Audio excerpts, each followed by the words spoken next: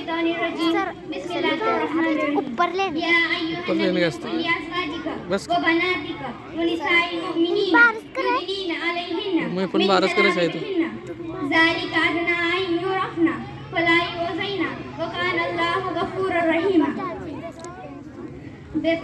صدق اللہ العظیم. بے پردہ جو نظر آئیں کل چند بیویاں، بے پردہ جو نظر آئیں کل چند بیویاں، اکبر زمین غیرت قومی سے گر گیا. پوچھا جو ان سے آپ کا پردہ ہو کیا ہوا، پوچھا جو ان سے آپ کا پردہ ہو کیا ہوا، کہنے لگی کہ عقل پہ مردوں کے پڑ گیا. معزز صدر محترم، سامعین اکرام اور میری پردہ نشین خواتین، آج بڑے زور و شور سے یہ نعرہ بلند کیا جا رہا ہے اور یہ پروپیگنڈا کیا جا رہا ہے کہ مذہب اسلام میں پردے کا حکم فطرت کے خلاف ہے، عورتوں کو ان کے اعلیٰ حقوق سے محروم رکھتا ہے. اس پروپیگنڈا سے متاثر ہو کر مغربی تہذیب کی دلدادہ مسلم خواتین نے بھی یہ آوازیں نکالنی شروع کر دی ہیں کہ ہمیں ہماری گھروں کی چار دیواریوں میں قید کیا جا رہا ہے، ہمیں ہمارے اعلیٰ حقوق سے محروم رکھا جا رہا ہے. کیا دفتروں میں ہمارا حق نہیں ہے؟ کیا انتخابات میں ہمارا حق نہیں؟ کیا ہم مردوں کے شانہ بشانہ نہ چلیں؟ پردے کا توق ہماری گردن سے نکالا جائے اور ہمیں ہمارے اعلیٰ حقوق دیے جائیں. لیکن میری عزیز ماں اور بہنوں، یہ پروپیگنڈا بالکل غلط اور بے بنیاد ہے. تاریخ کے اور آپ کی ورگرانی کیجیے اور چشم و بصیرت سے قوم کے حالات پڑھیے تو معلوم ہوگا کہ پردے اور حجاب کا حکم صرف اسلام ہی میں نہیں بلکہ اسلام سے قبل جتنے بھی مذاہب آئے ہیں ان تمام میں پردے اور حجاب کا حکم موجود تھا. حتیٰ کہ ہندوستان میں ہندو، بدھ مت اور دوسرے مذاہب میں بھی عورتوں اور مردوں کے درمیان بے محابہ اختلاط گوارا نہ تھا. محترم حضرات، جہاد اسلام کا ایک اہم ترین رکن ہے مگر عورتوں پر فرض نہیں. جمعہ کی نماز عورتوں پر فرض نہیں، عیدین کی نماز عورتوں پر فرض نہیں، ضرورت سے زیادہ علم دینی کا حصول عورتوں پر ضروری نہیں. حج اسلام کا ایک اہم ترین فریضہ ہے مگر عورتوں پر اس وقت تک فرض نہیں جب تک اسے محرم یا شوہر نہ ہو. جماعت کی نماز 27 گنا فضیلت رکھتی ہے مگر عورتوں کے لیے گھر میں نماز افضل ہے. یہ تمام احکامات صرف اس وجہ سے ہیں کہ عورت حجاب اور پردے میں رہے اور عورتوں اور مردوں کے درمیان بے محابہ اختلاط نہ ہو.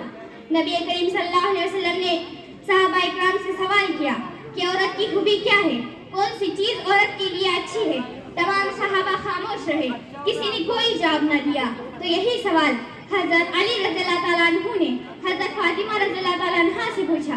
حضرت فاطمہ رضی اللہ تعالیٰ عنہ نے جواب دیا کہ عورت کی خوبی یہ ہے کہ نہ عورت مرد کو دیکھے اور نہ مرد عورت کو دیکھے. مگر افسوس، صد افسوس، کل تک جو ہماری مائیں اور بہنیں قرآن و احادیث کے مذاکرے میں اپنا وقت گزارا کرتی تھی آج ٹی وی پر سیریل کے دیکھنے میں اپنا وقت برباد کرتی نظر آ رہی ہیں. کل تک جو مساجد و مدارس کو آباد کرنے کا ذریعہ تھی آج سنیما ہالوں کو آباد کرتی نظر آ رہی ہیں. کل تک جو جاہلی تہذیب کو ملامت کرتی تھی آج مغربی تہذیب کی گن گاتی نظر آ رہی ہیں. کل تک جن کے سروں اور چہروں پر دوپٹہ اور نقاب ہوا کرتا تھا آج جالی دار ساڑیاں اور نیم پوریا بلاؤزوں میں نظر آ رہی ہیں. کل تک جن کے جسموں کی ساخت تک معلوم نہیں ہوتی تھی آج فیشن اور اسٹائل میں چلتی نظر آ رہی ہیں. کل تک جن کی آواز حتیٰ کہ چوڑیوں کی کھنکھناہٹ تک معلوم نہیں ہوتی تھی آج بازاروں اور سڑکوں میں کھلے سر گھومتی نظر آ رہی ہیں. ایسی بھی عورتوں کے بارے میں فرمان ہے کہ بہت سی عورتیں ایسی ہوں گی جو لباس پہنے ہوئے ہوں گی پھر بھی برہنہ ہوں گی، بدن پر لباس ہوگا پھر بھی جسم نظر آئے گا. یہ وہ عورتیں ہیں جو جنت میں داخل نہ ہوں گی. میری ماں اور بہنوں، تمہارے حالات اس قدر افسوسناک کیوں ہو گئے ہیں؟ کیا تمہیں مذہب اسلام پسند نہیں؟ کیا تمہیں قرآنی تعلیمات پسند نہیں؟ اگر ہے تو پھر سنو، اسلام تمہیں حکم دیتا ہے لِكُلِّ شَيْءٍ خُلُقٌ وَخَلْقُ الْإِسْلَامِ الْحَيَاء. تم حیا کیوں اختیار نہیں کرتی؟ تم اپنی نظروں کی حفاظت کیوں نہیں کرتی؟ تمہاری آواز میں حلاوت، زبان میں مٹھاس اور لہجے میں جاذبیت و کشش کیوں نظر آتی ہے؟ زبان کے علاوہ بھی پیر و پازیب سے کیوں متاثر کرتی ہو؟ اسلام تمہیں حکم دیتا ہے لِكُلِّ شَيْءٍ خُلُقٌ وَخَلْقُ الْإِسْلَامِ الْحَيَاء. السلام علیکم ورحمۃ اللہ وبرکاتہ. ماشاء اللہ، بہت خوب.